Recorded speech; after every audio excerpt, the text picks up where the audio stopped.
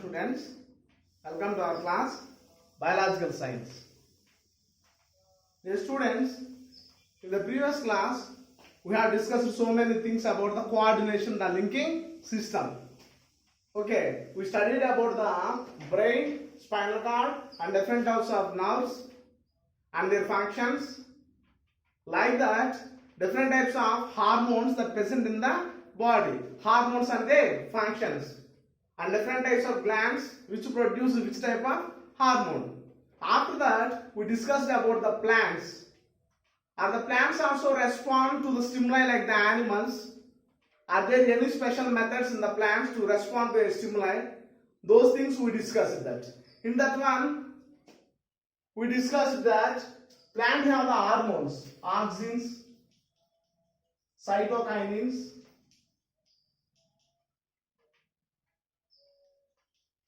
gibberellins,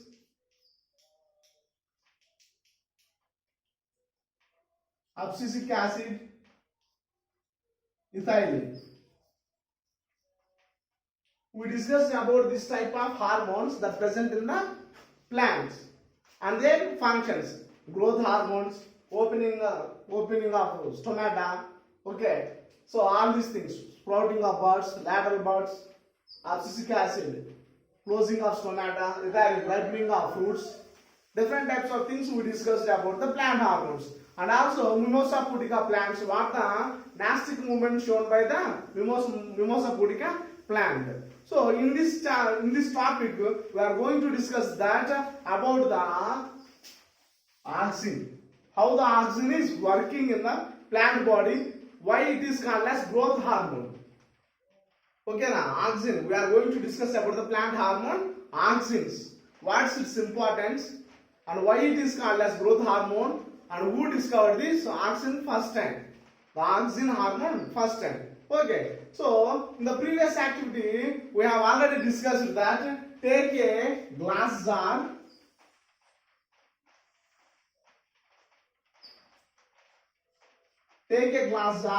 and fill with soil. Okay, take a glass jar, fill with soil. In the second step, sow the bean seed. Sow a bean seed. Sow the bean seed near the wall of the glass jar for the observation of growing of root and shoot. Okay. Leave it for a week. Later, observe the growth of these bean seed. Here, you notice that the bean seed starts germinating. Okay, now? So because of our compatibility, we have taken the glass jar and we sow the seed just side of the wall of the jar. So after 1 week, we noticed that, and we observed that the roots and shoots are going to develop. Okay, so next time, tilt the plant. What has happened? Tilt the plant, that means tilt the glass jar.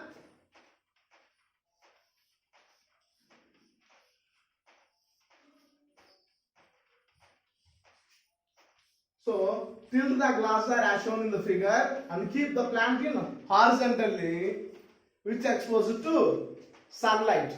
Okay, tilt the glass jar and keep the plant horizontally. Here you notice that the growing of the roots and shoot. So the shoot is growing towards the upside, towards the light side. We all know very well the plants going towards the sunlight. Okay, so what causes the bending of the plant? The plant has bend there. Why it has bending? Okay, so when the seedling is exposed to light, more auxins are developed on the light illuminated area. Where the light.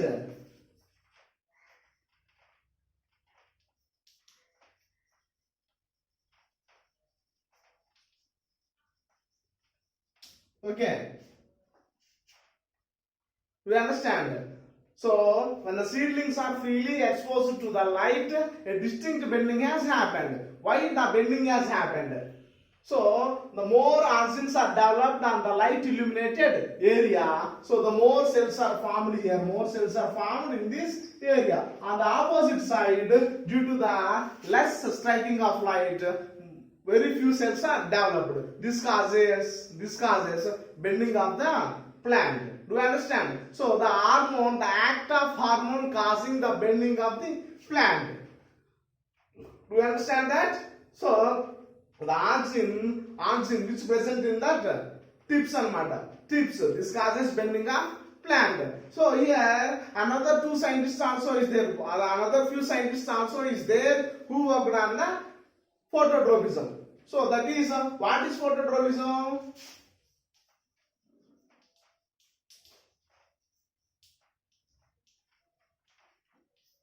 Plant show response towards the light. Response to light.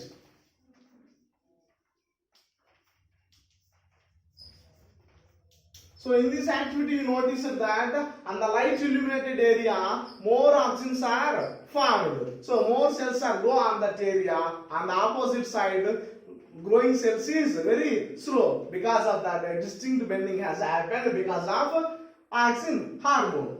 Okay, this is phototropism. Okay, now several scientists also works on the phototropism. What is phototropism? Plants show the response towards the light. Plants show the response towards the light. It is called phototropism. What are the other scientists who worked? Who are the other scientists worked on the phototropism? Charles Darwin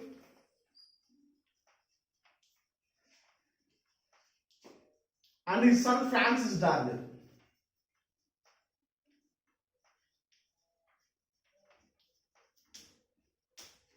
Okay, Charles Darwin and his son Francis Darwin worked on the phototropism.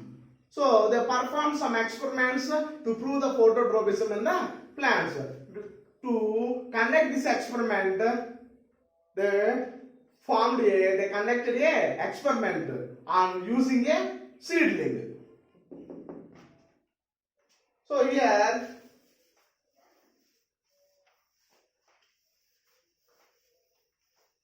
Francis Darwin and Charles Darwin. Charles Darwin, we all know very well, the father of Origin of Species. The book was written by Origin of Species. How all the species are evolved in this universe. How different types of animals, plants, other organisms, all animals are evolved in this universe was written by the Charles Darwin. We will discuss about him in the 8th lesson. But here on phototropism, Charles Darwin and his son Francis Darwin worked on the phototropism. So in this one they performed some experiments. One of the experiments I am going to explain about it. So in this experiment they cover the terminal portion of the stem of a plant. So they cover the terminal portion of stem of the plant with a metal foil. Do you understand this? It's a plant. They cover the terminal portion of the tip. Terminal portion of the tip. It is called ool-Uppugunduru. Terminal portion of the tip is called ool-Uppugunduru. So they cover the terminal portion of the tip with a metal foil, cylindrical metal foil. This is a cylindrical metal foil. So in this activity, they cover the terminal portion of the tip of the plant with a cylindrical metal foil and allow the light to strike the plant from the side. Tip from the side. Here there is no distinct of bending occur. Here no bending occur. You understand? Here no bending occur. In the second activity, when the light is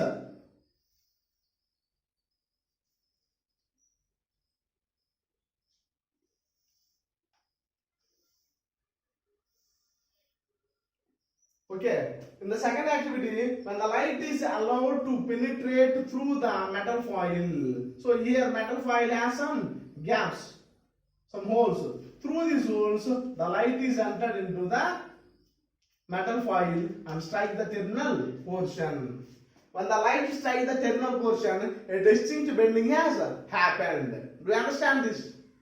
So how do Charles Darwin and Francis Darwin worked on the phototropism? In this activity, they have taken a seedling. So they cover the tip of the terminal portion. They cover the terminal portion, tip of the terminal portion. It is called coleoptile. Okay, na? This tip is called coleoptile. What is that?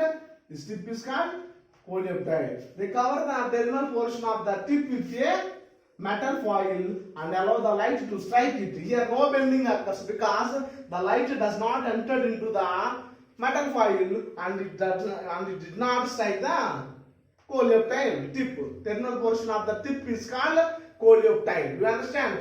The tip, the upper portion of the shoot is called tip. ఈ మొగ్గ కొన భాగాన్ని tip అంటారు. Coleoptile tip. So in this activity there is no bending occur. In the second activity, when the light is allowed to penetrate,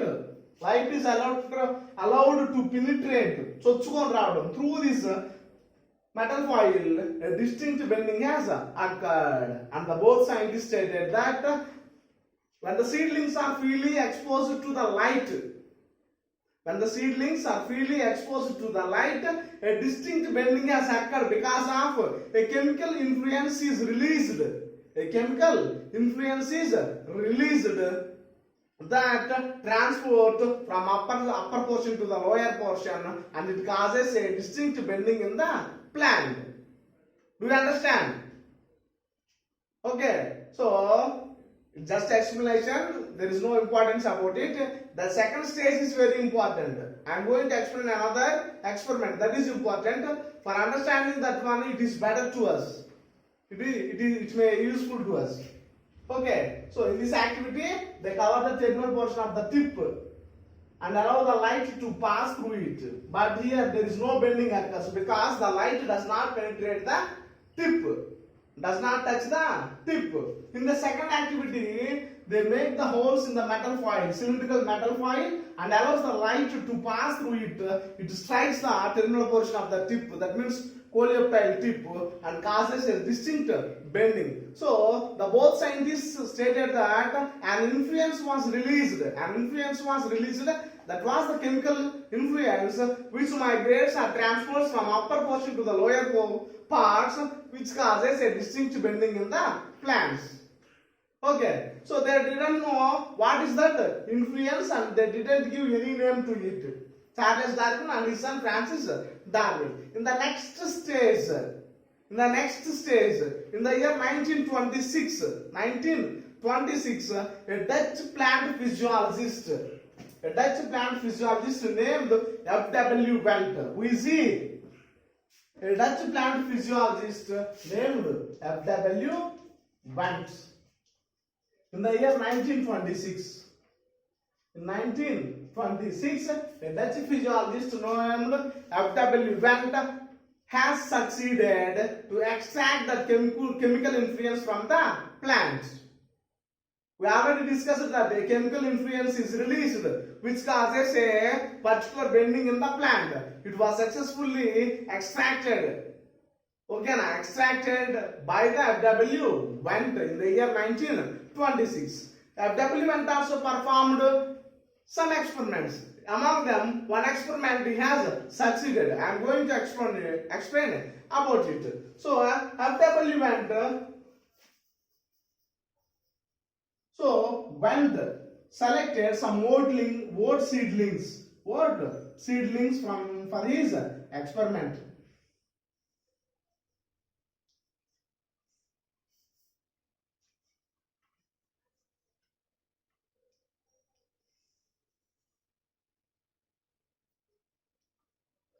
So Went selected some wood seedlings for his experiment. So he went cut off the coleoptile tips. So he cut the coleoptile tips. So he cut here. Okay, now this portion he has cut. So Went cut off the coleoptile tip. I already told you that what is a coleoptile tip?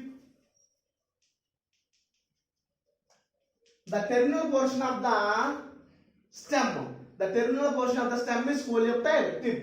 When the cut off the coleoptile tips and placed on a slice of agar. Slice of agar. You placed on a slice of agar.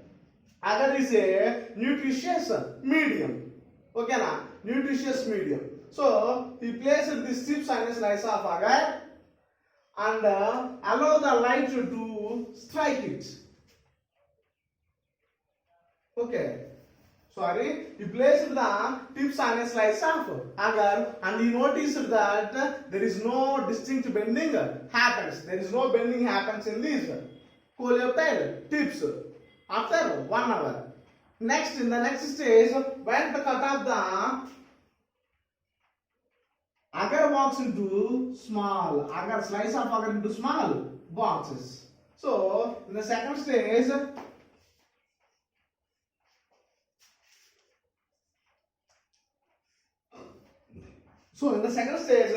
cut the slices of agar into small blocks and placed on side of the each decapitated plant. Do you understand? And he kept the slice of agar, the boxes of agar on each decapitated coleoptile tip on a side. Do you understand? FW went first to cut off the coleoptile tips and placed the tips on a slice of agar. And he observed for about an hour there is no bending occurs in this one. In the next stage, agar FW went come divide the agar box into small pieces. He cut the slice of agar into small boxes and placed the agar on a side of the each decapitated plant. Okay, na? So, placed on the side of each decapitated plant. He noticed that by allowing the striking of light, and he noticed that a distinct bending has happened.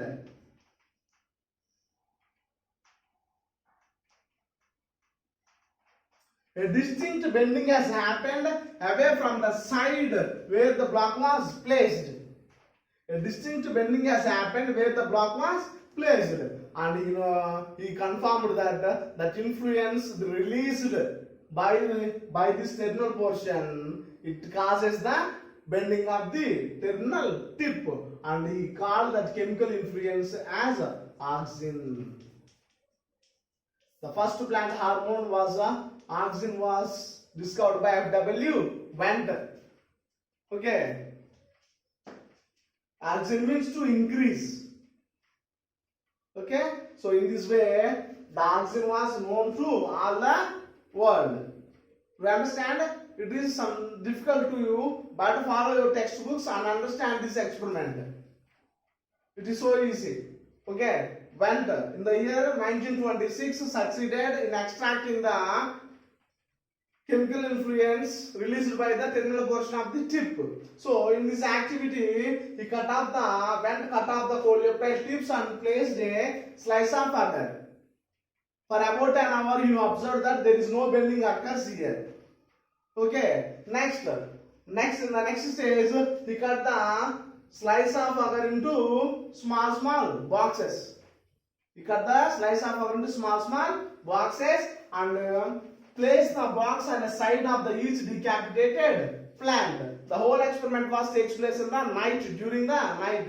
So he placed that on a side of the each decapitated plant. After some time, he noticed that a distinct bending was occur away from the block where it placed on the decapitated plant. So he stated that the chemical influence released by the plant, it was named as auxin. Do you understand? The plant show the response to the chemical influence rather than the physical influence. Okay, it is named as auxin. This is the first plant hormone discovered by the FW Went.